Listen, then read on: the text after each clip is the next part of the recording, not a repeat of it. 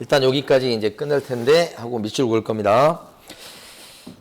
결격 사이 부분이 앞쪽 부분에서는 조금 어려운 축에 들어갑니다. 자, 원래 벌금 물어 갖고는 결격자가 안 됩니다요. 벌금 갖고는. 벌금은 좀 약한 벌이라고 보는 거예요. 근데 벌금도 벌금 나름이다. 이렇게 된 거예요. 벌금이지만 중개사법에 걸려들었고, 중개사법 위반이고요. 네. 예. 왜요? 아, 아니 어쩔 수 없죠 뭐. 중개사법 위반이 돼가지고 300만 원 이상 벌금을 물었잖아요. 그러면 예외적으로 3년 동안 결격자로 삼습니다. 자, 원칙은 원래는 무거운 벌을 받아야 되는 거예요. 금고 이상.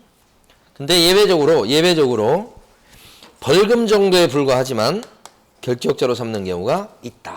예외가 있다는 거예요. 예외가. 중요하겠죠. 그러려면 벌금 중에서도요. 중개사법 위반으로 걸려들고 액수가 또 중요합니다. 300만 원 이상 돼야 돼. 이 세 가지 요건을 몽땅 갖추면 그때는 3년 동안이나 결격자입니다. 이렇게 되는 거지. 이렇게. 그러니까 만약에 중개사법 위반이에요. 그런데 100만 원 벌금 물었어요. 100만 원 벌금. 결격자일까요? 안 되죠. 안 되죠. 벌금 액수가 딸려서 결격자가 안 됩니다. 벌금이지만 중개사법 위반이지만 액수가 300만 원 이상 돼야 돼요. 그렇죠? 또 하나 만약에 도박죄를 저질러서 500만 원 벌금을 물었습니다. 그러면 벌금을 물었지만 액수가 500만 원 이상이에요. 500만 원이요. 300 이상 되죠? 근데 도박죄라고 하는 것은 형법에 나오는 죄목이에요. 형법. 그러니까 중개사법 위반이 아니죠. 이래 갖고는 또 결격자가 안 됩니다. 이렇게 된 거예요. 그러니까 결격자가 되려면 3관왕이 돼야 돼. 중3벌. 이제 3월 되면 우리 이제 큰 놈이 중학교 3학년 올라가거든요. 중3, 중학교 3학년 됐을 때 받는 벌이 뭘까 해보니까 공부하기죠. 공부하기. 시험 기간 되면 이제 죽으려고 그러더라고. 스트레스 엄청 받잖아요. 아무래도 어쨌든 간에. 공부하는 게 정말 힘든 일이에요, 솔직히. 그러니까 어제 저는 그래서 큰 놈한테는 지금까지 공부해야 된다 그런 얘기를 지금까지 해서 한 번, 두 번 했을까? 거의 안 합니다. 왜요? 제가 안 해도 저희 안 사람이 매일 합니다. 그러니까 제가 거기다 얹어가지고 또 공부해라 그렇게 할 필요가 없잖아요. 그러니까 그냥 딴 얘기만 하고 그렇게 하는데 어쨌든 간에 중3벌 여기에 해당되면 몇 년간 결격자라고요? 3년 동안. 그죠? 중학교 3학년이 되면 이제 고등학교 3년을 또 지나면 대학 가야 되잖아요. 그럼 대학교 들어갈 때까지 어떻게 해요? 결격자입니다. 3년 동안. 여행도 못 가고 하고 싶은 거 못 하고 어쨌든 대학 시험 볼 때까지는 그렇게 살아야 되죠. 어쩔 수 없죠. 나중에 뭐 잘 보든 못 보든 그죠? 어쩔 수 없어. 완전히 감옥 생활이에요.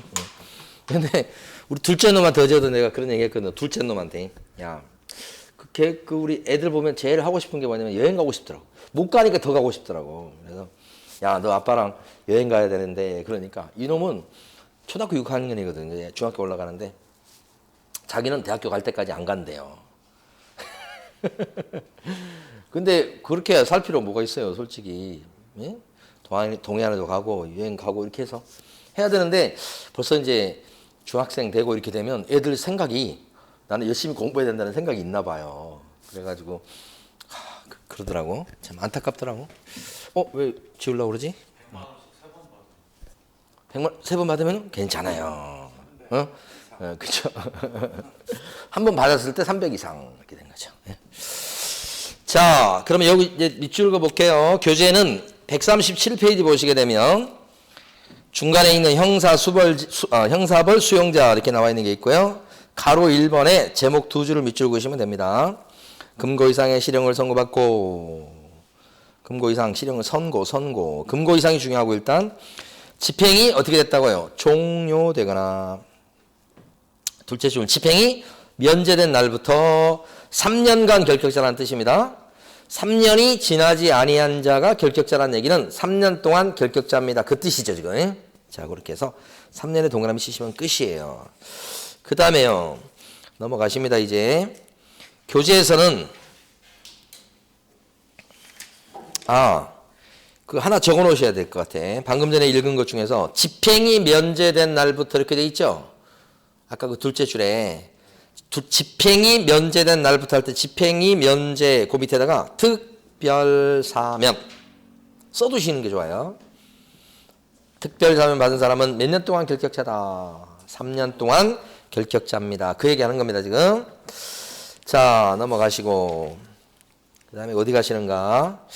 139페이지 가시면 가로 2번이 있습니다. 139페이지에 금고 이상의 형의 집행유예를 받고 이렇게 나왔죠. 집행유예를 받고 그 유예 기간 중에 있는 사람은 결격자입니다. 집행유예 딱 동그라미 치시면 돼. 집행유예 제목에서 뭐 집행유예 받은 사람은 결격자가 된다는 뜻이죠. 얼마 동안요? 유예 기간 동안 결격자입니다. 이런 뜻이에요. 근데 집행유예를 보기만 하면 떠오를 게 하나 있죠. 선고유예죠. 그렇죠? 그래서 옆에다가 선고유예 이렇게 적으시고 선고유예 받은 사람은 결격자입니까? 아닙니까? 아니다. 무조건 아닙니다. 무조건. 그래서 요 선자를 착할 선자라고 인식을 하시라고. 착한 사람이죠. 착할 선자. 그러면 결격자예요? 아니에요? 무조건 아니다. 이렇게. 그것만 구별하시면 되고요. 밑으로 쭉 내려가 보시면 가로 3번에요. 가로 3번에 중개사법 위반해서 그 중자에 동그라미 치셔야 될 것 같아. 가로 3번. 중개사법 할 때 중자. 300만 원 이상의 이렇게 300만 원 동그라미 치셔야 되고 그다음에 벌금을 선고받아야 됩니다. 이렇게 중삼벌. 그러면 뒤에 몇 년 동안 결격자가 된다고요? 3년입니다. 거기까지. 됐어요. 이제 141페이지 가보십니다. 141페이지 가시면 이번에 제가 이제 칠판에 쓸 게 요겁니다. 지금부터 볼게.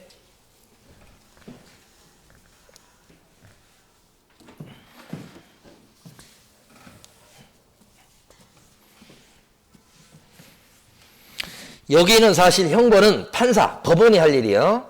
그런데 여기는 뭐냐면 행정처분이라고 그래가지고 요것은 관청이 할 거예요. 관청이. 그러니까 은평구청이나 서울시장이나 이런 관청이 하는 것이 이쪽 얘기예요. 형벌은 판사만 형벌을 줄 수 있습니다. 딴 사람 안 돼요. 여기는 사법부, 여기가 행정부, 정부. 그래서 행정처분 중에서 자 보시면 첫 번째 자격 취소라는 게 있어요. 자격을 박탈시키는 거예요. 뒤에서 배울 내용이에요. 그러면 자격 취소를 당한 공인중개사는 결격자가 되는 거예요. 그 다음에 두 번째는 자격 정지라고 하는 게 있어요. 자격을 스톱시키는 거죠. 정지가 스톱이죠. 자격 정지는 밑에서 근무하는 소속 공인중개사한테 하는 거예요. 그러니까 자격 정지 3개월 그러면 3개월 동안은 소공은 일하면 안 돼요. 그러면 그 3개월 동안은 결격자가 된다. 이 뜻이에요. 자, 세 번째는요. 부동산 사장님한테 하는 것 중에 등록 말소가 있어요. 이게 부동산 사장님한테 법을 위반했기 때문에 등록을 잘라버리는 거죠. 이렇게 되면 결격자가 됩니다. 자, 관청에서 또 네 번째 부동산 사장님이 법을 위반했는데 정도가 이 정도까지는 아니에요. 좀 가볍다 그러면 그 부동산 사장님에 대해서 영업정지를 때릴 수 있어요. 일반적인 업종에서는 영업정지라고 하는 것을 우리 중개사법에서는 업무정지라는 표현을 쓰는데 같은 말이에요. 영업정지 5개월이다 그러면 그때는 5개월간은 요 부분이 결격자가 되는 거예요. 이 정지처분 나오면 이 정지기간은 길어야 6개월이에요. 6개월 절대 못 넘어요. 죽어도 못 넘어요. 어떤 경우에도 못 넘어요. 그러니까 업무정지 1년 이런 거 있을 수가 없어요. 그럼 여기서 이제 정지를 취소받은 사람은 취소받은 때부터 3년 동안 결격자고요. 이 사람도 취소받은 때부터 3년 동안 결격자입니다. 취소 나오면 3년이 붙어요. 정지를 받으면 정지받은 그 기간 동안만 결격자입니다.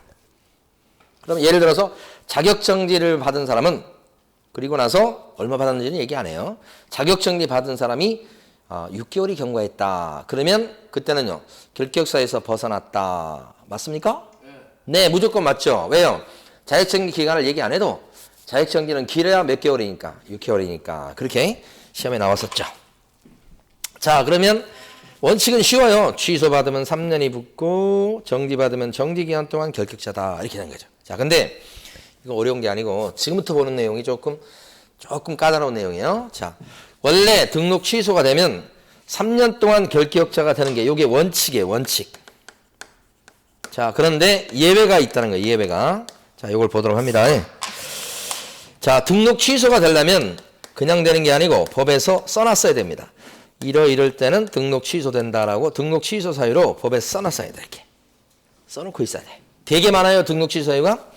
나중에 가시면 이 등록 취소 사유를 암기까지 하셔야 된다고. 근데 지금은 그럴 필요 없는데 등록 취소 사유에 들어가서 거기에 걸리면 관청에서는 등록을 자른다고. 등록 취소 처분이라고 그래요.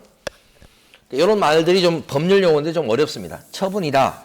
등록 취소 처분을 했다 이런 뜻인데 처분이라고 했는데 등록 취소 처분을 당했다 뭐 이렇게 생각하시면 돼요. 등록이 잘리면 그때부터 원칙은 3년 동안 결격자가 됩니다. 원칙은 그래요. 이거요. 그러니까 등록 취소 사유에 들어가서 등록이 잘리면 3년간 결격자죠. 그런데 등록 취소 사유 그 많은 것 중에서 예하고 세 개는 등록이 잘리긴 하는데 결격 사유에 한 3년이 붙지 않아요. 그래서 예외예요. 그러니까 등록이 잘렸을 때 3년이 붙는 게 있고 안 붙는 게 있고 대부분 3년 붙어요. 근데 안 붙는 게 등록 취소 사유 중에서 3개다. 그걸 이제 지금 보려고 하는 거예요. 첫 번째가 부동산 사장님이 돌아가셨거나 법인이 해산했거나 이럴 경우하고 두 번째는 등록 기준 미달에 빠져버린 경우 하고요. 미달. 자, 세 번째는 결격 사유입니다. 이렇게. 그럼 이 세 가지는 전부 다 등록 취소 사유가 된다는 얘기들입니다. 원래 세 가지가 다. 이것 말고도 많이 있는데 나머지 것들은 등록이 잘리면 3년이 붙어요. 분명히. 얘네들이 안 붙는 건데 하나씩 이해를 해보십니다. 첫 번째, 자, 부동산 사장님이 오픈해서 사무실을 운영하시다가 이때쯤 돌아가셨어요. 자, 근데 돌아가시게 되면 사장님이 돌아가신 거죠. 관청은 이 돌아가신 분은 사람이 아니기 때문에 등록 대장이 카드가 있다고 해도 그것은 이제 효력이 없어져 버립니다. 사람이 아니기 때문에. 그러니까 이제 개공이 아니죠. 돌아가시면. 근데 실제 관청에 가면 등록 대장은 남아 있어요. 솔직히.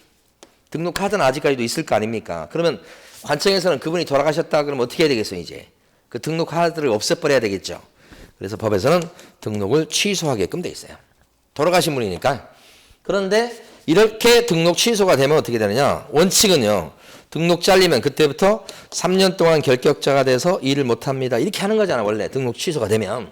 그런데 이런 경우에 돌아가신 분 때문에 그것 때문에 등록이 잘렸는데 3년 동안 결격자예요. 라고 무덤 앞에서 외쳐봐야 아무 소용이 없잖아요.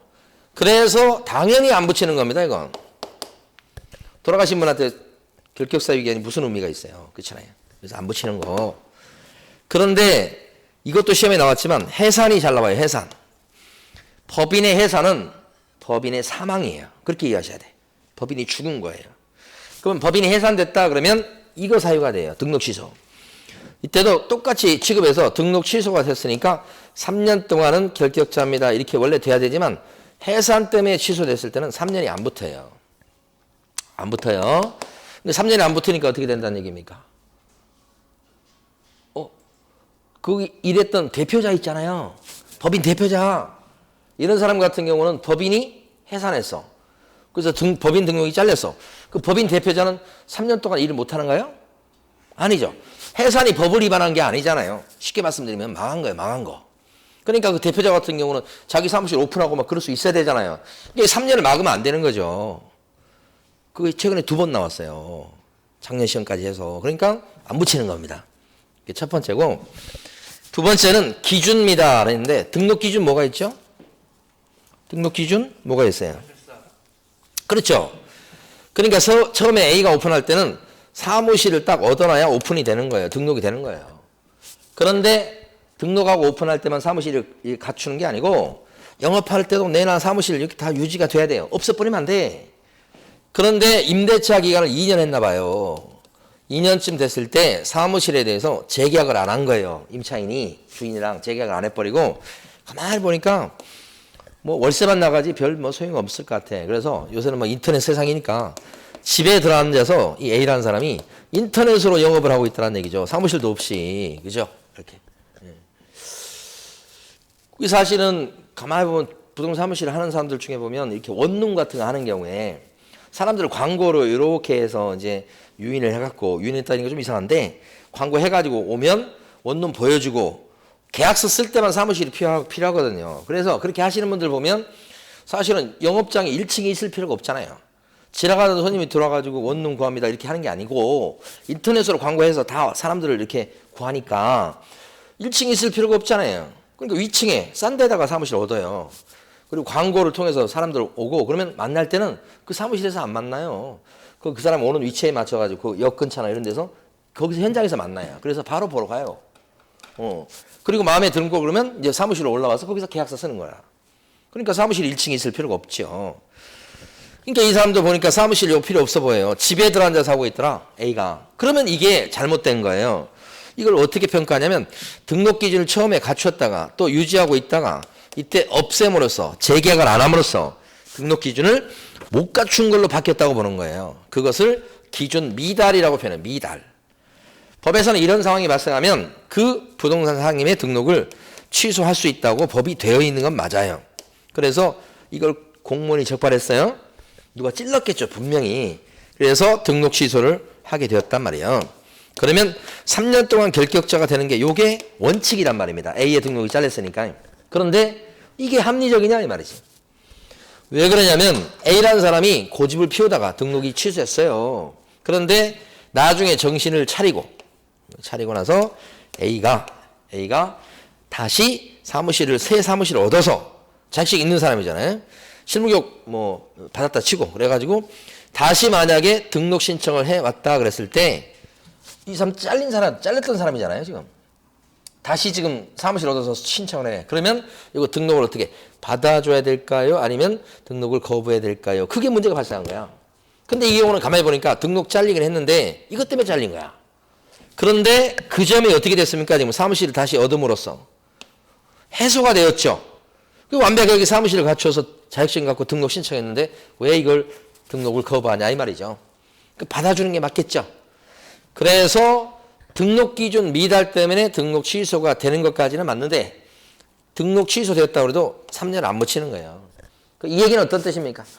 등록 잘린 이 사람은 그 이후에 등록에 필요한 요건을 갖췄다면 한 달 만에 갖췄든 1년 만에 갖췄든 2년 만에 갖췄든 요건 갖췄으면 등록을 다 받아준다 이 뜻이죠. 그게 합리적인 거죠. 그래서 3년을 안 붙인 거다 이걸. 이것도 출제가 됐었죠. 사례로 나오지 않고 그냥 지문으로 나왔어요. 그러니까 더 어려울 수 있어요. 등록 기준 미달에 해당돼서 등록이 취소된 개업공인인사는 3년 동안은 결격자입니다. 이렇게 나온 거야. 그러면 X지, X. 3년 안 붙습니다. 그래서 나중에 이게 이해도 이해지만은 암기도 필요한 부분이에요. 사실은. 자, 세 번째. 요것이 조금 이제 내용이 많습니다. 그렇죠? 이걸 한꺼번에 다 할 수는 없어요. 이게 왜 이제 수험생들이 이거는 잘 이해가 되시는데 이거 잘 이해를 못 하셔요. 제가 지금까지 강의를 그렇게 해봤는데 수험생분들이 여기를 잘 이해를 못 하시더라고요. 결격 사유가 나와요, 지금. 근데 갑자기 결격자다, 아니다, 3년이 붙는다, 결격자다, 아니다, 그 얘기를 또 해야 하는 거야. 우리가 지금 결격 사유를 보고 있잖아요. 근데 여기서 결격 사유 때문에 뭐 등록시험 때 또 결격자가 되니 안 되니 그 얘기를 또 하잖아요. 그래서 근본적인 것을 제가 보니까 놓쳐서는 안 될 것 같아. 한 명의 사람한테 결격 사유가 한 개만 있으란 법이 없어요. 결격 사유는 한 사람한테 여러 개가 생길 수도 있어요. 자, 보시면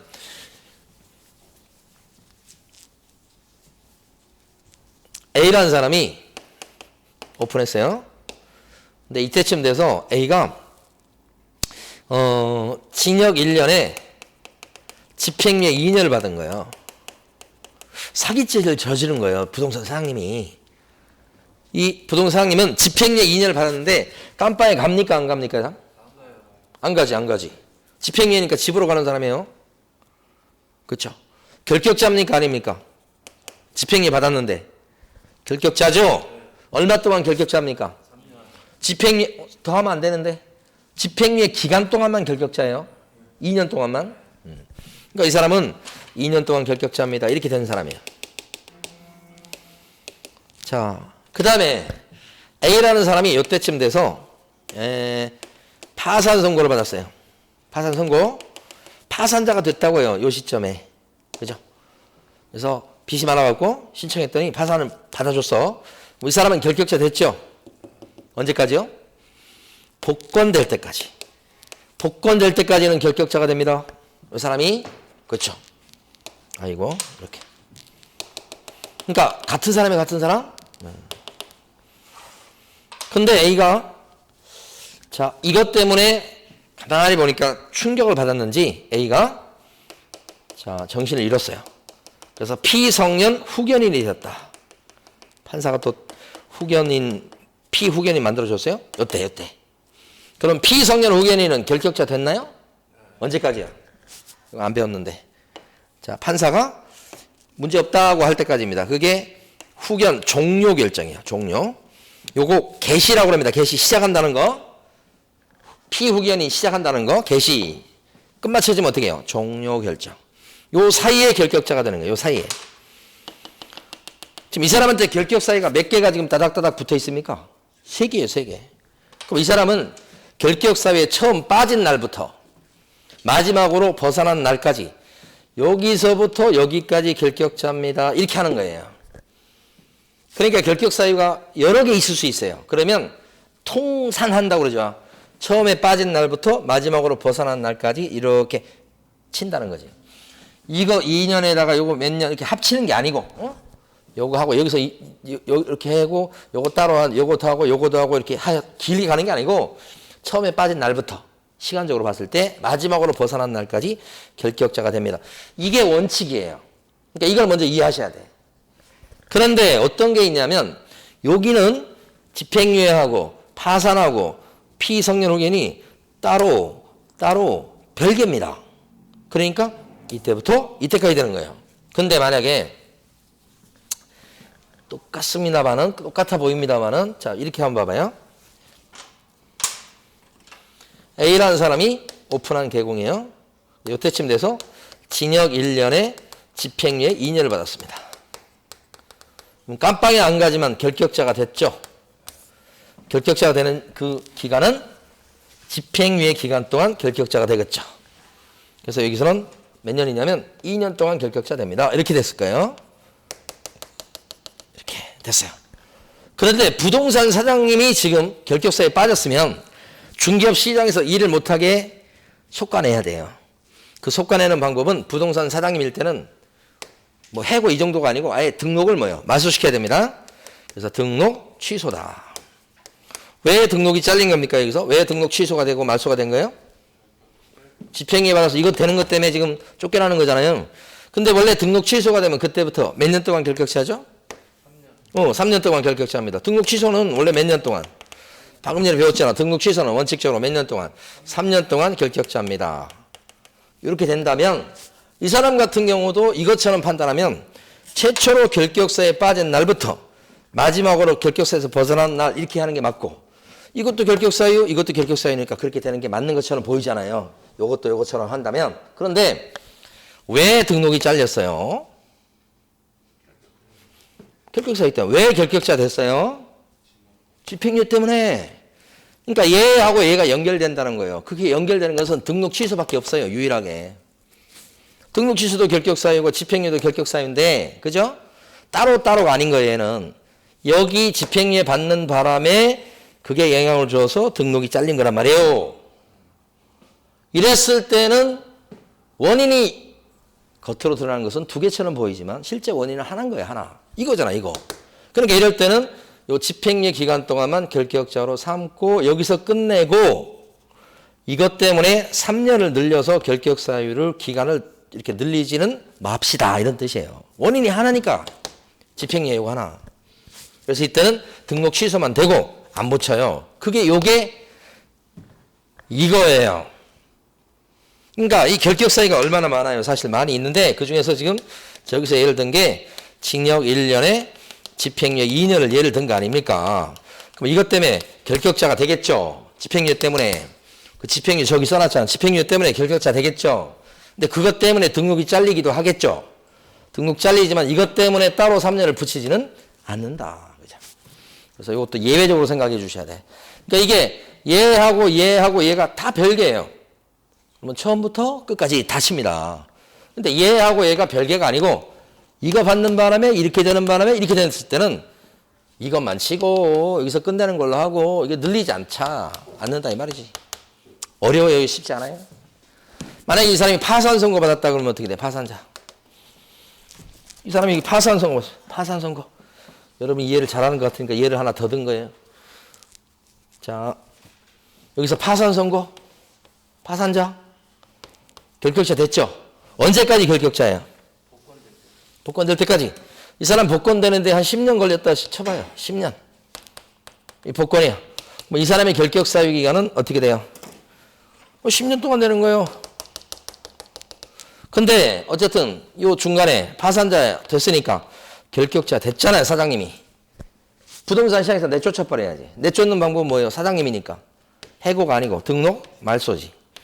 그러면 한 2달 있다 등록이 취소했어요. 관청이 등록을 말소시켰어요. 원래 등록 취소가 되면 그때부터 3년 동안 결격자입니다. 이렇게 돼서 돼야 될 건데 이 사람은 표면적으로 보면 결격 사유가 2개예요. 하나는 파산이고 하나는 등록 취소예요. 그렇지만 표면적으로는 2개지만 실질적으로는 이거 파산.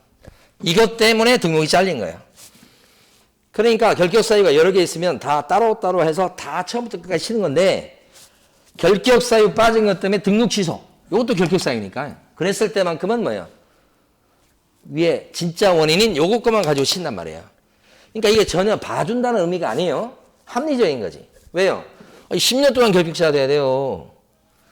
이거 안 친다고. 이거 안 친다고 해서 좋을 거 없어. 아직 10년이야, 이거. 그쵸? 네. 잘 이해하셨어요. 네. 앞으로 계속 설명드릴 거예요. 나올 때마다. 여기가 제일 어렵다고 볼 수 있어요. 그래서 요 3가지를 암기해 버리십니다. 3가지를. 자, 뭐냐면 사망예산이죠. 기준미달이죠. 기준미달. 기하면 기준미달. 또 빼버려도 돼요. 기준미달. 그 다음에 결혼입니다. 결격사유입니다. 예? 요 3가지를 암기하실 때 사기, 결혼 이렇게. 사기, 결혼 때문에 등록이 잘리면 등록만 잘리지 3년을 따로 붙이지는 않는다. 3년 붙이지 않는 거 3가지. 사기, 결혼 기억하셔야 돼. 사기, 결혼. 그렇죠? 예. 저희 집사람도 맨날 뭐 결혼하기 전에 뭐 해준다고 그랬더니 뭐 해줬어 막 이렇게 사기 결혼이라고 막 얘기하죠. 예. 더 이상 할 말이 없어요. 맞지? 예. 자, 그렇게 이해하시면 되겠어요. 자, 그 다음에 영업정지 나왔습니다. 자, 영업정지 받았다 그러면 영업정지 받은 기간 동안 결격자예요. 누가요? 사장님이. 그러니까 A가 공인중개사인 개공이에요. 근데 사장님이 업무정지 4개월 받은 거예요. 그럼 4개월 동안 부동산님 어떻게 돼요? 결격자. 됐죠? 누가 결격자 된다고요? 4개월 동안? 사장님. 그게 이거 아니에요 지금? 정지 기간 동안 사장님이 되는 거예요? 그랬을 때 그 부동산 사무실에서 일하고 있는 소공 B 아니면 중개보조원 B 이런 사람들도 같이 4개월 동안 결격자가 되냐고요. 밑에 있는 직원은 뭔 잘못한 게 있습니까? 사장님이 영업정지 당한 거지. 그래서 밑에 있는 직원은 결격자가 되지 않습니다. 그러면 이게 결격자 아니란 얘기는 아니 사장님이 결격자 된다고 한 거잖아요 지금. 그러니까 사장님이 아닌 여러 사람들은 결격자가 안 돼요. 그러면 이 결격자 아니라고 하는 게 그 직원들이 사장님은 안 나오고 직원들이 사무실에 나와가지고 일할 수 있다. 그런 건 아니에요. 사장님은 이 4개월 동안 문 닫아놔야 돼요. 직원도 그 사무실에 일 못해요. 그렇지만 결격자가 아니기 때문에 옆에 다른 사무실에 가서 바로 취직하거나 자격증 갖고 있을 때 오픈하거나 그런 걸 막는 건 아니라는 뜻이에요. 그러니까 이 사람은 불이익을 당하지 않겠다. 사장님이 결격자가 된다는 뜻입니다. 그런데 자, 개업 공인중개사 중에 중개법인이 있어요. 응? 법인인 개업 공인중개사가 있다고요. 만약에 업무정지를 갖다가 4개월 당했다면 개업 공인중개사인 법인은 요 4개월 동안 결격자가 돼서 일을 못하게 됩니다. 이건 똑같아요. 법인이라고 다를 건 없어요. 그런데 법인 같은 경우는 일반 직원이 아니고 법인을 이끌고 가는 임원이나 사원이 있을 수 있어요. B라는 사람, 이사, 감사 이런 사람들요. 높은 사람이 있을 수 있다고. 이런 사람 같은 경우는 영업정지 사규를 당했을 때 같이 결격자가 되냐 이 말이지. 여기는 같이 결격자가 된다고 법으로 정해놨어요. 일부러. 만약에 이걸 만약에 저 원칙 그대로 해버리면 여기도 결격자가 안 된다고 해야 돼요. 그러면 사실은 영업정지 얻어맞아가지고 4개월 동안 일을 못하게 이 회사를 망친 사람은 사실은 이 사람들이에요. 그 회사를 망쳐놓고 이 원칙에 따라 판단해버리면 자기는 딴 데 가서 또 자기 사무실 오픈하고 딴 데 가서 취직해서 잘 먹고 잘 살 거 아니에요. 회사를 망가뜨려 놓고. 그래서 이렇게 회사를 이렇게 만든 장본인이 이 사람들이니 여기도 불이익을 입는 게 맞겠다는 거죠. 그래서 같이 결격자가 됩니다. 얼마 동안요? 4개월 동안. 그래서 한 통속으로 봐줍니다. 법인일 때는요, 임원사원하고 한 통속으로 봐주는 거야. 그래서 이렇게 하라고 법을 특별히 정해놨어요. 이거 안 정해놓으면 요거 따라 가버리면 이상한 결과가 되니까 요거 정해져 있습니다. 여기가 중요합니다. 그런데 시험에서 잘 나오는 것은 딱 한 군데입니다. 이 임원사원이 중간에 바뀔 수 있잖아요. 그러면 만약에 업무정지 처분을 받은 것은 요때예요. 근데 그 전에 영업정지 받을 짓을 한 것은, 그래서 사유가 발생한 것은 요때 잘못을 했어요. 근데 요때 이제 받았죠. 뭐 조사하고 막 해가지고 결국 이때 영업정지를 받은 거 4개월. 그럼 4개월 받은 영업정지 기간 동안 결격자가 됩니다. 누가요? 중개법인이요. 이거 결격자 돼요. 근데 거기서 끝나지 않죠? 요 4개월 동안 같이 결격자가 되는 양반이 있죠? 그 중개법인이 누구요? 임원이나 사원도 같이 결격자가 됩니다. 그게 요거잖아요. 그런데 임원이 예를 들어서 여기 사유 발생했을 당시에는 임원이 B하고, 여기 B가 임원이에요. C하고 D가 이렇게 일을 했는데 막상 영업정지 당했을 때는 좀 시간이 흘렀는데 B하고 C하고 갑이 일하고 있다 이런 거예요. 바뀌었네, 갑으로. 그럼 이때 영업정지 당했을 때 그 기간 동안 같이 불이익을 입는 임원은 B, C, D예요? B, C, 갑이에요? B, C예요? 누가 불이익을 받는 게 맞을 것 같아요? B, C, D요. 잘못을 저질렀을 당시죠. 만약에 여기로 갑을 집어넣으면 어떻게 돼요? 갑은 억울해요. 자기가 들어왔는데 잘못도 없는데 좀 있으니까 법인이 영업정지. 너 임원이네? 너도 영업정지. 그러면 안 되잖아요. 결격자 그러면 안 되잖아요. 그래서 갑은 억울할 수 있기 때문에 갑을 빼주는데 D는 사실 지금 일하고 있지 않지만 잘못을 했을 당시에는 일하고 있었죠. 그래서 D도 결격자로 삼는다는 걸 알아두셔야 돼요. 그러니까 사례 문제 나왔을 때 아직 안 나온 적은 없어요. 지문 문제로 이거 되게 많이 나왔어요. 사유 발생 당시에 임원이 결격자다. 처분 당시가 아니고 그걸 3번, 4번 이렇게 냈으니까 그게 제일 중요한데 이제 사례 문제 나올 차례예요. 그럼 여러분들은 답을 B, C, D라고 하셔야 돼요. B, C만 해도 틀려요. B, C, D. 결격사 해당 사람을 모두 골라라. 그러면 여러분들은 B, C하고 B, C, D가 지문에 나올 텐데 그러면 B, C, D라고 하셔야 돼. 그렇죠? 그랬더니 D가 지금 어디 갔는지 안 보이죠? 그럼 어떻게 해야 되는 거예요? 쫓아가 봐야 돼요. 쫓아가 보셔야 된다. 쫓아가 보니까 D가 순댓국집을 하고 있어요. 뭐 중개업 시장 일하는 게 아니죠. 그거 내버려둬요. 이 순댓국집을 할 수 있어. 아무리 결격자라도. 갔더니 다른 부동산에 가서 소공으로 일하고 있더라는 얘기죠. 그럼 어떻게 돼요? 못하게 해야 돼요. 해고사유가 돼요. 해고사유. 그죠? 결격자가 됐으니까 D도 그렇게 하시는 거예요. 자, 그 다음에 이제 여기까지 밑으로 한번 가볼게요. 교재는 141페이지요. 제일 위에 보면 행정처분, 관청이 때리는 거 생각하시면 되고요. 가로 1번, 제목만 필요합니다요. 법 3조에 따른, 35조에 따른 공인중개사 자격 취소, 자격 취소의 동그라미. 자격 취소 동그라미 치시고 3년 동그라미. 자격 취소된 사람은 몇 년 동안 결격자라고요? 3년. 그 뜻이에요. 그 다음에 가로 2번, 제목 필요합니다. 제목만 필요합니다. 중간에 보면 자격이 정지된 자로서 이렇게 자격이 정지된 자 이렇게 돼 있죠. 자격 정지. 정지에다 동그라미 치시면 될 것 같아요. 자격 정지. 그럼 오른쪽에 보면 오른쪽은 밑줄 그을 것도 없어요. 정지 기간 중에 있는 사람이 결격자입니다. 이런 뜻이니까 자격 정지 5개월 그러면 5개월간 결격자다. 그 뜻이에요. 정지받은 그 기간 중에 결격자다. 그런 뜻이고 정지 동그라미 치시면 끝. 그 다음에요. 가로 3번. 첫 줄에 보면 등록 취소 동그라미 치시면 돼요. 등록 취소되면 몇 년간 결격자다? 3년이다.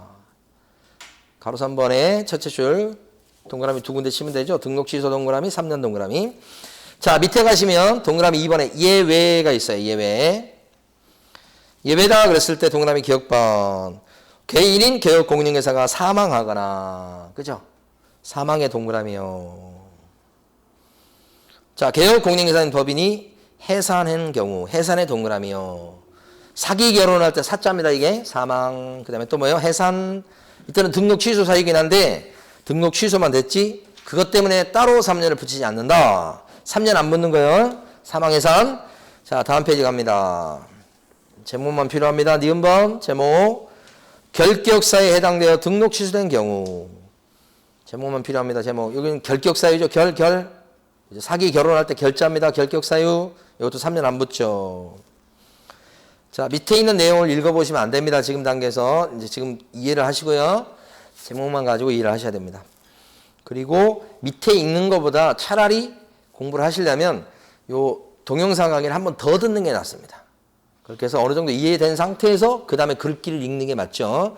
지금부터 읽어버리게 되면 무슨 말인지 어려울 수 있어요. 그러니까 될 수 있으면 밑줄 긋는 것만 딱 여러분 읽어보시고 그게 좀 답답하다면 차라리 그냥 동영상을 한 번 더 들으세요. 그게 나아요. 자 디귿번 등록 기준에 미달해서 등록 취소된 경우 밑줄 동그라미 디귿번입니다. 이건 기자를 따서 암기한 겁니다. 기준 미달 앞으로 기 이렇게 하면 기준 미달 모든 게 그렇습니다. 기 그러면 기자로 딴 건 전부 다 기준 미달 이렇게 기억하시면 돼요. 이것도 3년 안 붙는 거죠. 자 143페이지 갑니다. 143페이지 가보시면 가로 4번에 업무정지 처분을 받고 폐업신고한 자 이렇게 되어 있습니다. 이 조문을 잘 이해하셔야 되는데 폐업신고는 의미를 두지 마세요. 자 업무정지 처분을 받고 이렇게 되어 있죠. 그러면 업무정지에다 동그라미 치시면 끝이에요. 업무정지 받은 사람은 결격자죠. 얼마 동안? 정지 기간 동안. 그런 얘기예요. 근데 법조문의 취지는 뭐냐면 영업정지 받은 부동산 사장님이 혹시 폐업을 했다 손치더라도 받은 영업정지 기간 중에는 결격자다. 그 얘기 하고 싶은 거예요. 폐업해도. 폐업을 안 하면요. 폐업 안 해도 결격자입니다. 그러니까 여기는 혹시 영업정지 받은 사람이 폐업을 했다 손치더라도 받은 영업정지 기간 동안은 무조건 결격자다. 그걸 강조하고 싶은 거예요. 그래서 이렇게 써놨지 폐업신고에다 의미를 크게 두지는 마세요. 그러니까 영업정지 받은 사람은 어떻게 돼요? 정지기간 동안 결격자입니다. 그 뜻이고 가로 5번 가십니다. 별표하시고 자 39조에 따른 업무정지 처분을 받은 법인인 개업공인중개사에 이걸 중개법인요. 법인 개공이요. 법인 개공이 업무정지 처분을 받았다는 겁니다. 그러면 업무정지 사유가 발생한 당시가 중요해요. 여기를 현관편으로 해주세요. 사유가 발생한 당시 맨날 여기만 물어봐요. 사유가 발생한 당시 형광펜 사원이나 임원이었던 자 하고 거기서 더 읽지 마시고 사원이나 임원이었던 자가 결격자다 이 뜻이에요. 그러니까 여기서는 보니까 중개법인이 영업정지를 당하면 그런 뜻이에요. 그럼 업무정지 사유 발생 당시에 임원이나 사원으로 일하고 있던 사람도 같이 결격자로 삼는다 그 뜻이라고요. 네, 그래서 그렇게 보시면 되고 자 네모 5번 있죠. 네모 5번을 칠판에서 설명드리고요.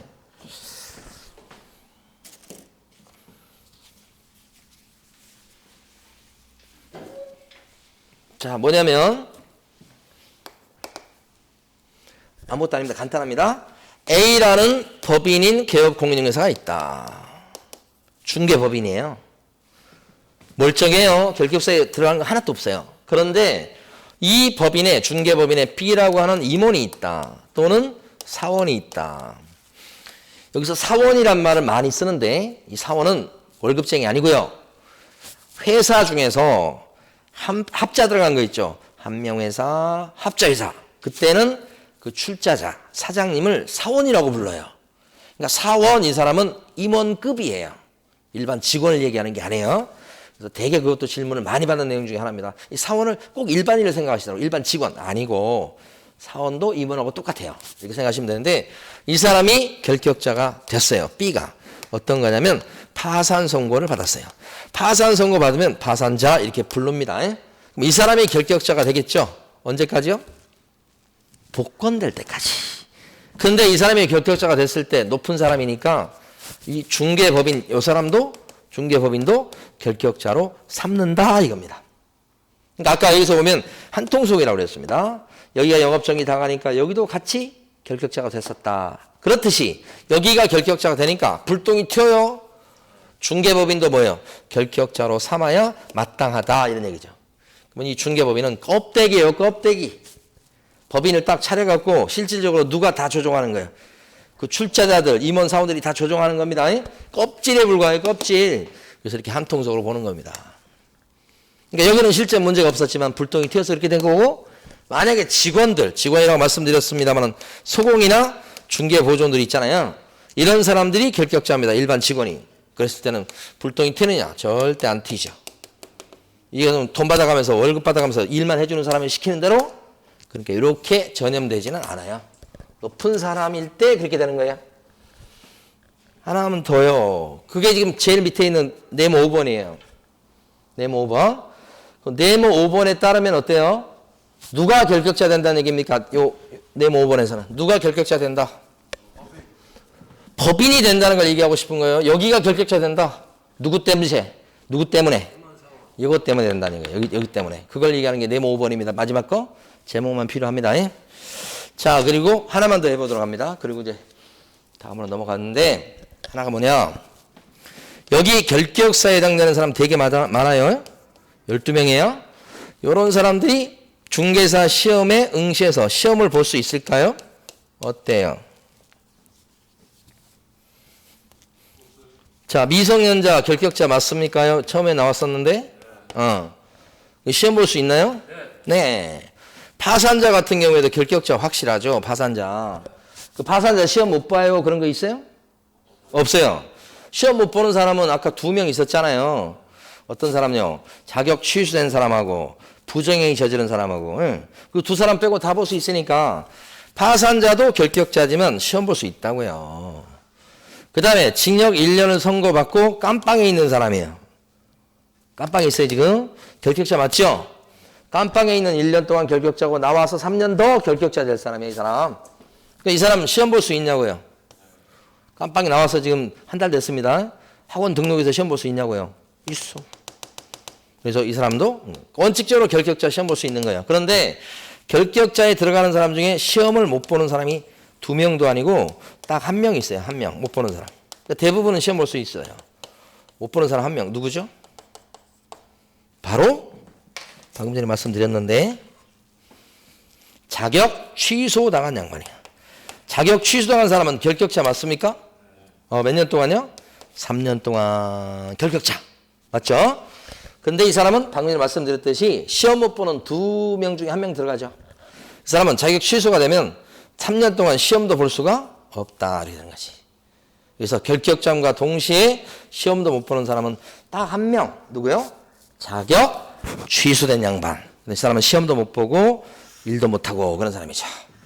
자, 여러분들은 제가 칠판을 치우는 동안에 145페이지에 있는 예제 문제를 풀어보십니다.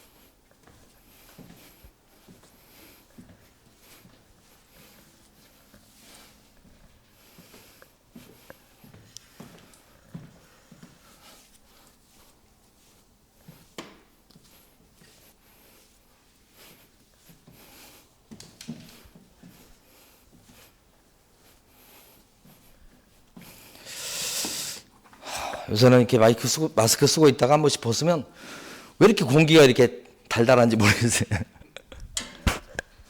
마스크를 벗는 기분이 잘 없어갖고, 예? 집에 들어가거나 이랬을 때 벗으니까 밖에서 한번 이렇게 어쩌다 한 번씩 벗잖아요. 그러면 이 공기가 왜 이렇게 신선한지. 서울의 공기가 이렇게 신선하진 않을 텐데 그렇게 느껴질 정도로. 예. 자, 그 예제 문제 중에 보면 1번은 벌금 액수가 좀 딸리죠. 200만 원 갖고는 결격자 안 되니까 답이 1번인 거죠. 쉬운 문제네요.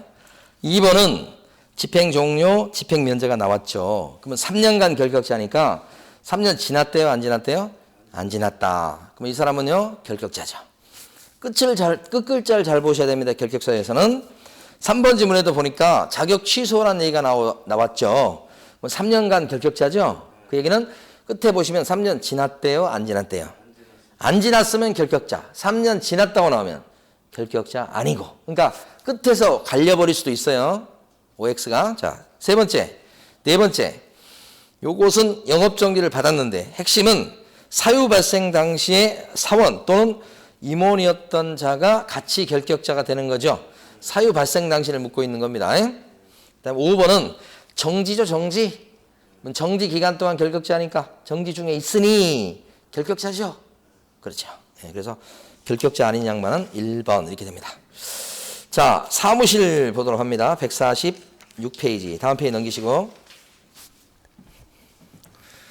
자, 중개사무실에 대해서 지금부터 빨리 설명을 드리도록 하겠습니다. 중개사무소 설치에 대해서 큰 원칙이 있다. 원칙은 한 개의 사무실만 내야 된다. 이런 거예요. 자격증 제도가 있는 거 있잖아요. 그러면 그 자격증 제도는 자격증 하나 갖고 하나의 사무실만 낼 수 있습니다. 원칙적으로. 그래서 안경사도 자격증이 있고 중개사 자격증이 있고 병원 의사도 면허증이 있잖아요. 의사가 면허증 하나 갖고 병원 두 개를 차린다. 있을 수가 없어요. 면허증, 자격증 하나 갖고 무조건 한 개예요. 그 원칙. 그래서 동시에 중개사무실을 두 개 설치하면 법에 걸려요. 그래서 이중사무소 설치 금지다. 이렇게 얘기합니다. 그래서 이제 어떻게 되냐면, 자, 좀 이따 밑으로 그을 거니까요. 뭐냐면, 여기가 사무실이 있는데요. 바로 옆에 점포가 비어 있어요. 바로 옆에 점포가. 그랬을 때 A가 이 점포를 또 얻었습니다. 개공 A가. 그러면 바로 옆에 얻어도 벽이 막혀 있으면 두 개로 보는 겁니다. 법 위반이. 바로 옆에 점포를 얻었는데 만약에 벽을 트면 어떻게 되느냐. 그러면 점포가 두 개일지라도 한 공간으로 쓰고 있으면 한 개를 보는 겁니다. 그렇겠죠. 그래서 두 개의 사무실을 두면 법 위반이 된다. 만약에 사무실을 저렇게 두 개를 넣었다 그러면 이게 적발이 되면 등록 취소 사유가 됩니다. 등록이 날아갈 수 있고요. 그 다음에 형사처벌감입니다. 이렇게. 그래서 여러분들은 왼쪽 페이지 보시면 회색 바탕 박스 안에 보시면요. 회색 바탕 박스 13조가 있고요. 동그라미 1번. 개업공인회사는 등록관청 관할구역 안에 한 개의 사무소만을 둘 수 있다. 이게 바로 이겁니다. 사무실 하나만 둬야 된다. 그래서 옆에다가요. 이중사무소 X. 이중사무소를 설치하면 돼요? 안 돼요?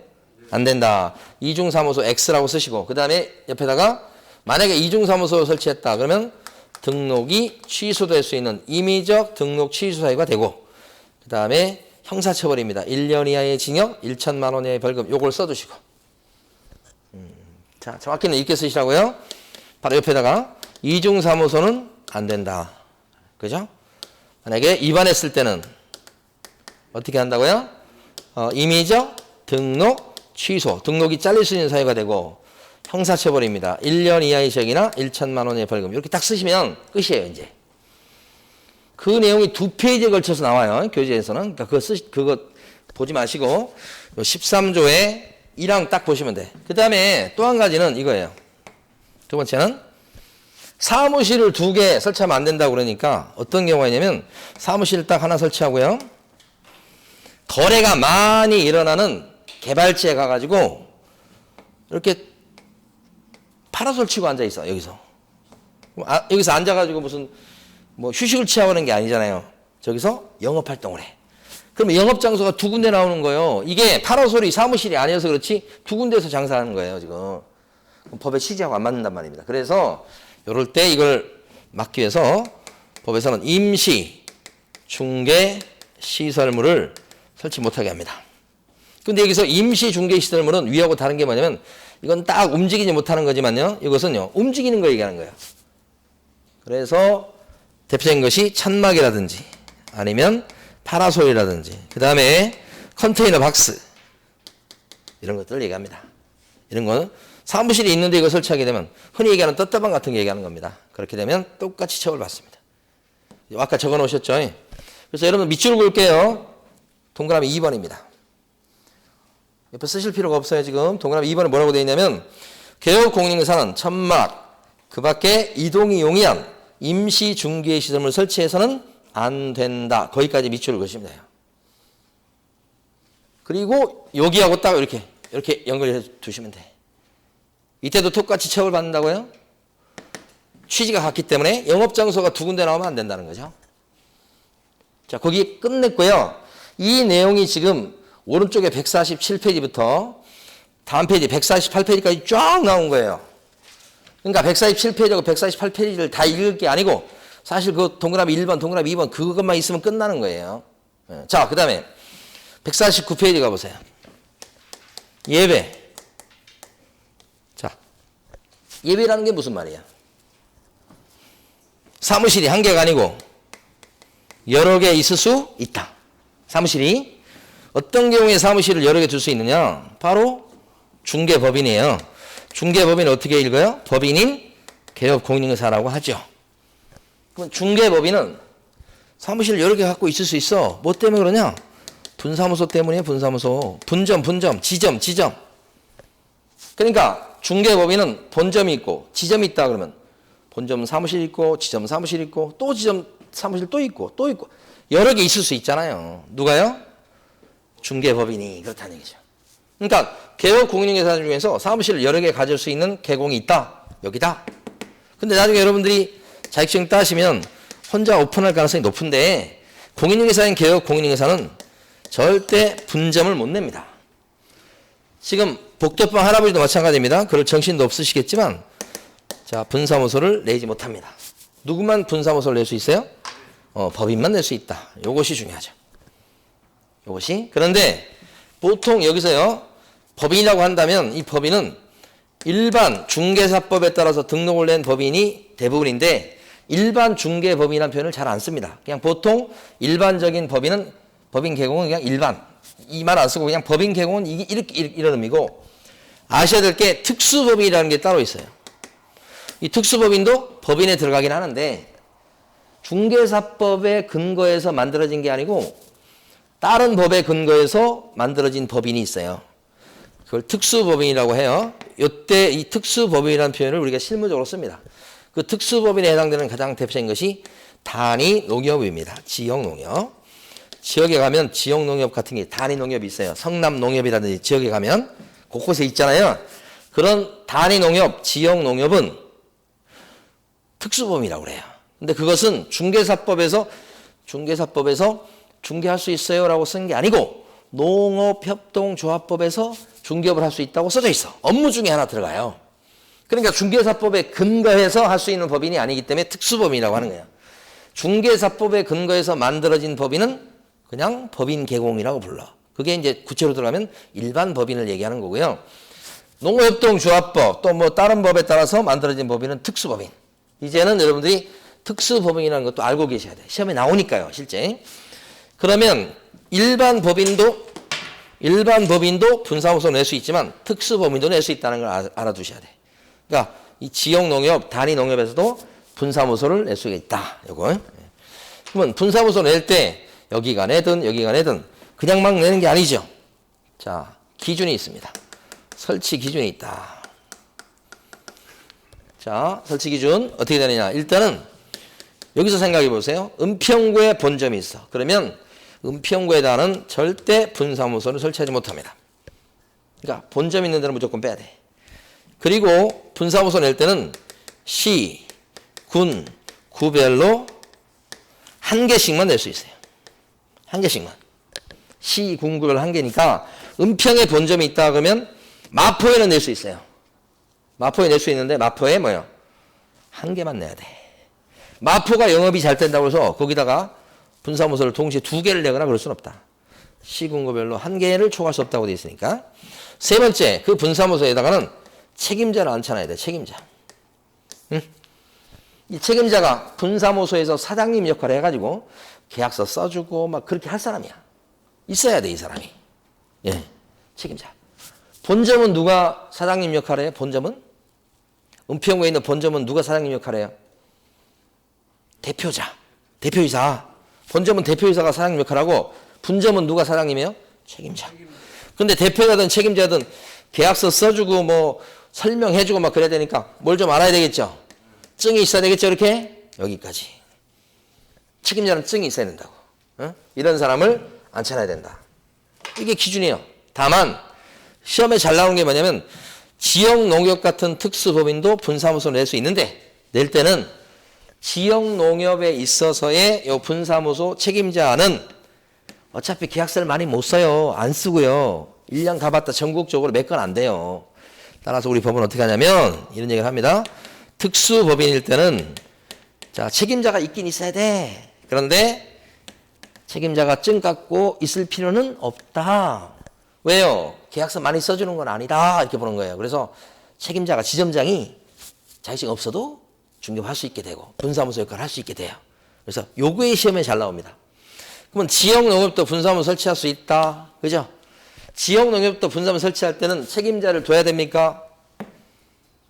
네, 책임자는 둬야 돼요. 지점장 둬야 된다고. 책임자는 둬야 되는데 책임자가 자격증 갖고 있어야 됩니까? 아니요. 여기를 시험에 잘 낸다고.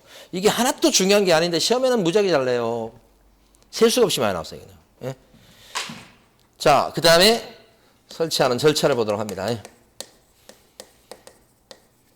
자, 설명을 드리고 그다음에 밑줄을 볼 거니까 교재에서 어디 있는지 모르셔도 괜찮아. 설치할 절차는 3단계 절차입니다. 첫 번째, 설치 신고예요. 만약에 본점이 여기 은평구에 있다고 해보세요. 갑이라는 법인의 본점이요. 여기 주된 사무소. 근데 이제 분사무소를 내려고 합니다. 아까 마포구에 낼 수 있다고 그랬죠. 마포구에다가 분사무소를 이렇게 설치합니다. 이렇게. 그러면 마포구에 이번에 분사무소를 내려고 했을 때 설치 신고를 갖다가 하는데 어디 가서 설치 신고해야 됩니까? 어디 가서 설치 신고하셔야 되겠다. 마포구청이 아니에요. 그죠? 은평구청에 가셔야 됩니다.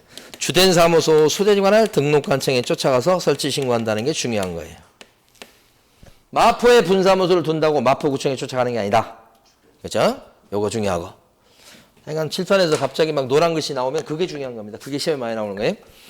그 다음에 두 번째는 분사무소 설치 신고할 때도 돈 들어가요. 수수료.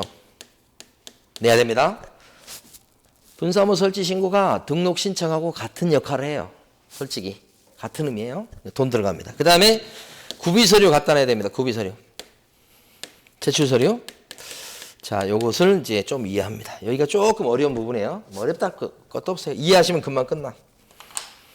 자, 분사무소 낼 때도 일반적인 사무실 오픈하고 똑같다고 그랬어요. 그럼 뭐가 필요할까요, 여러분? 자격증 필요하지. 그 다음에 실무교육 받는 게 필요하지. 사무실 확보하는 게 필요하지. 결격자도 아니어야 되지. 그런데 일반적인 중개사무소 오픈 등록하고 다른 게 하나 있다면 그게 뭐냐면 바로 보증 설정이에요. 분사무소가 만약에 마포구에 차려지면 갑이라는 법인 입장에서 봤을 때는 식구가 늘어서 사고 위험성이 올라갑니다. 만약에 다시 또 마포구가 아니고 영등포구에 하나 더 차렸다 그러면 식구가 한 명 더 늘어서 사고 위험성이 법인 입장에서 봤을 때는 더 올라갑니다. 그러니까 분사무소를 차리고 늘릴 적마다 사고 위험성이 올라가니까 보증 설정을 추가해야 됩니다. 이렇게 분사무소 하나당 1억 이상을 추가하도록 되어 있습니다. 근데 중요한 것은 언제 하냐 이 말이지. 이것은 분사무소를 차리기 전에 미리 해야 되는 거죠.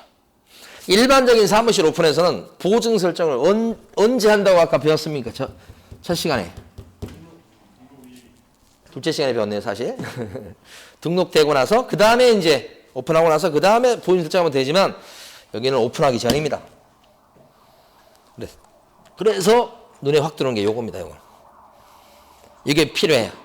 그래서 이제 구비서류 측면에서 보면 자격증에 대해서는 자격증이 있어야 되는 건 맞지만 또 설치 신고를 받은 요 은평구청장은 확인해 볼 거 아니에요. 그러니까 이걸 낼 필요가 없다. 등록 신청할 때도 서류는 아니라고 그랬죠. 등록할 때 실제 자격증 필요하지만 입증하는 서류는 아니고. 그러나 이거 입증해야지. 입증해야지. 그렇죠? 그래서 분사무소 같은 경우는 구비서류가 2개가 아니고 3개다. 일반적인 사무실 오픈 등록일 때는 구비서류가 2개. 외국 사람 빼고는 2개죠. 근데 분사무소는 실사보 이렇게 하셔야 돼. 자, 그래서 이해도 하시면서 암기도 해버리셔야 돼. 실사보. 자, 일반적인 등록 기준 그러면 어떻게 돼요? 등록 기준. 등록 기준. 자실사. 두 번째, 등록 신청할 때 서류. 실사. 만약에 외국 사람이라면 실사결. 분사무소라면 실사보 이렇게 한 거지. 암기를 해버리시면 돼 이제는. 네, 보. 그리고 또 한 가지 특징은 여기 실무교육 수료증이라고 하는 것이 책임자의 실무교육 수료증을 요구하는 거예요. 그럼 책임자 아닌 사람들인데 자격증 갖고 있는 사람이 있을 수 있어요. 근데 그런 사람들은 실무교육 수료증을 내진 않아요. 나중에 공부하시지만 실무교육을 받긴 받습니다. 근데 서류로 내진 않는다는 뜻입니다. 그래서 그거 주의하셔야 됩니다. 나중에 가면. 자, 여기서 책임자의. 이게 구비서류예요. 그러면 이제 다 됐습니다. 신고를 받은 은평구청장은 어떻게 할 것 같아요? 자, 신고, 요거 돈 받아먹고, 은평구청장이. 예? 서류 확인하겠죠? 통과됐죠? 그러면 신고 확인서를 교부해요. 확인서 줍니다. 신고 확인서. 그러면 신고 확인서를 요 분사무소에 걸고 영업하시면 돼. 그리고 가로 3번 통보합니다. 이게 왜 필요하냐? 분사무소를 마포에 설치하는데 이 법인이 마포구청장한테 신고했습니까? 아니지. 저기 은평구청에다 해놓으니까 마포구청장은 분사무소가 들어선 걸 모르잖아요. 근데 마포구에서 잘못하고 그러면 마포구청장이 그 단속도 하고 그래야 되는데 알고는 있어야 되겠죠. 그래서 어떻게 해요? 지체 없이 통보 이렇게 되는 거죠. 통보. 자, 그러면 여기까지 해서 이제 분사무소를 마쳤는데 요걸 밑줄 그어 겁니다. 오늘 여기까지 하도록 하겠습니다.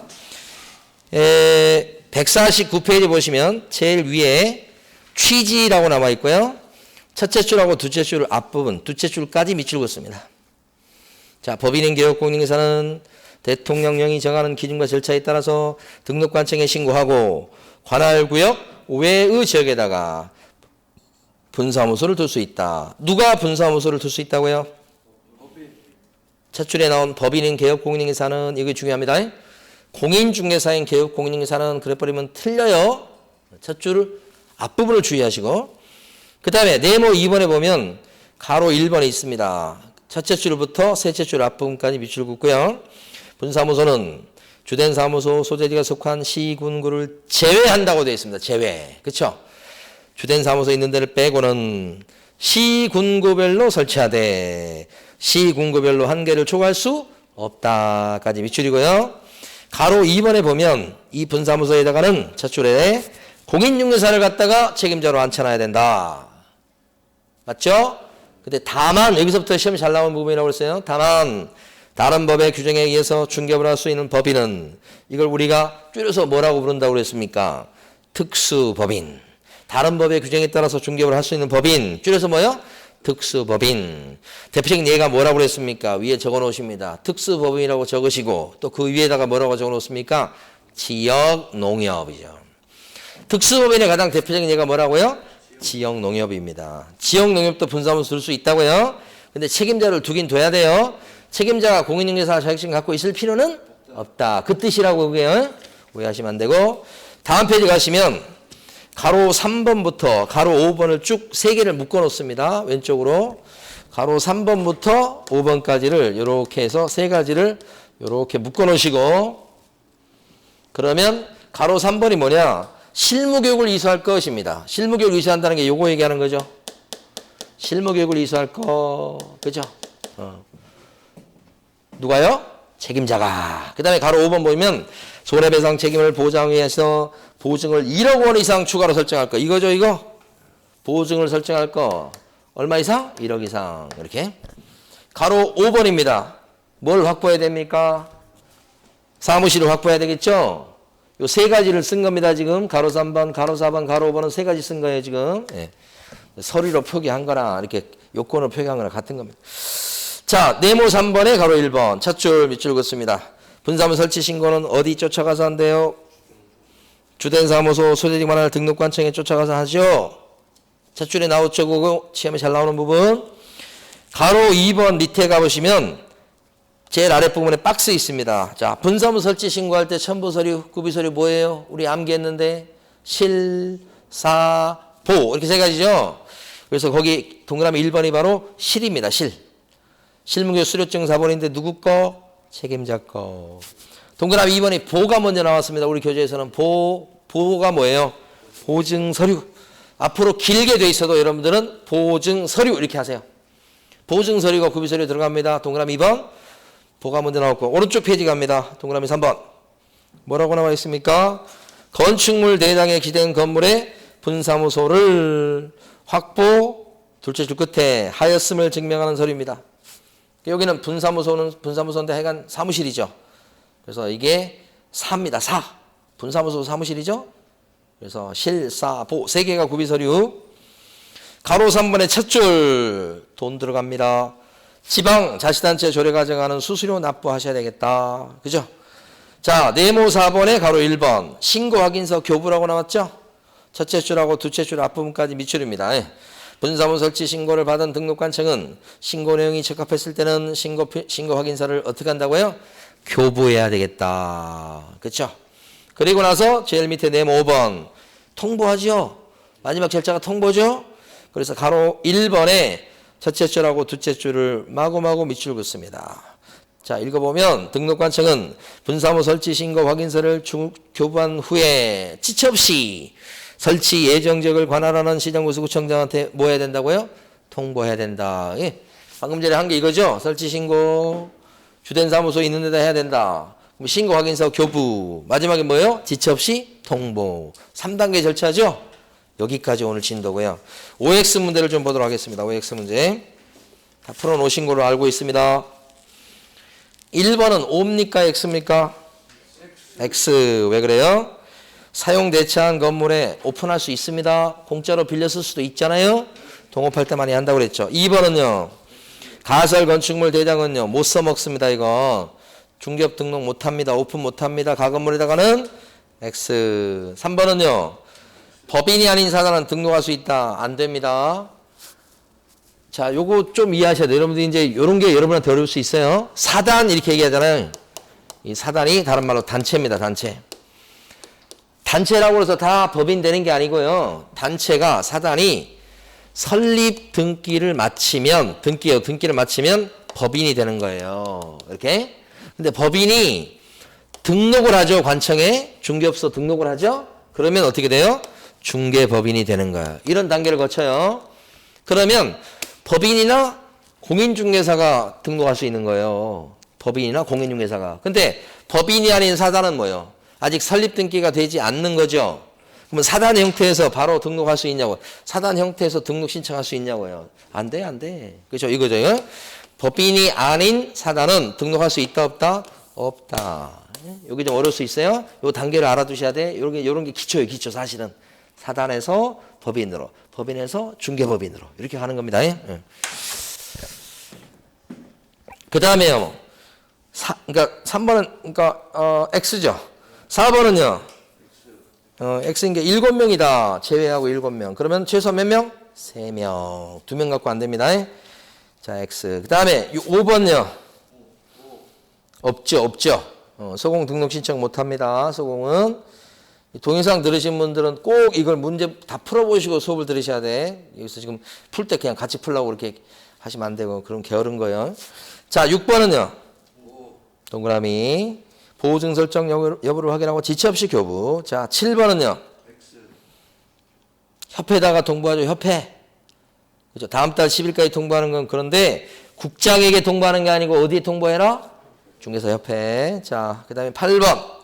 자격이 없는 자인데 등록도 안 했습니다. 이 사람이 무등록 중개업자죠?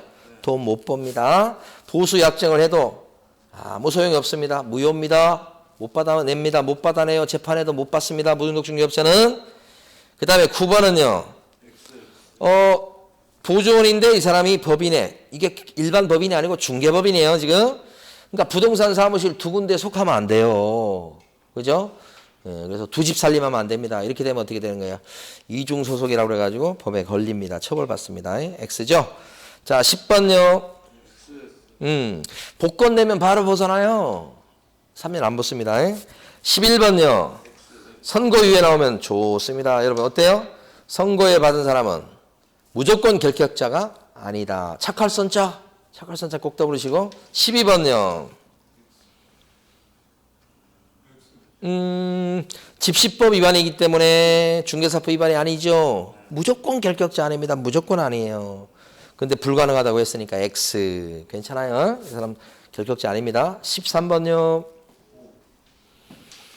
13번은 자격정지를 받고 6개월 지나버렸으면 끝났어요. 결격자 아닙니다. 임원이 될 수 있다. 14번요. 저를 생각하시라고. 피특정 후견인. 결격자가 아닙니다. 결격자 아니죠? 그럼 중개보존 될 수 있다. X라고 하셔야지. 네. 15번은요. 여러분들 자격증 땄을 때 분사무소 설치할 수 있나요? 절대 안 되지. 법인만 설치할 수 있잖아요. X죠, X. 16번. X. 그렇죠. 가평군에다가 분사무소 2개 낼 수 없잖아요. 가평군에 주된 사무소 있는데 거기 분사무소 낼 수 없잖아요. 거기는 빼야 되니까. 17번. 분사무소 설치 신고를 어디 가서 합니까? 주된 사무소 소재지 관할 등록 관청이 하는 거죠. 분사무소 있는데 아니고. 자, 18번은 이번에 못했어요. 예, 그래서 그렇죠. 근데 18번부터는 이제 다음 주에 진도 나갈 부분입니다. 사무실 거기서부터는. 그래서 오늘 여기까지 수업합니다. 있죠, 당연히. 그러셔야지.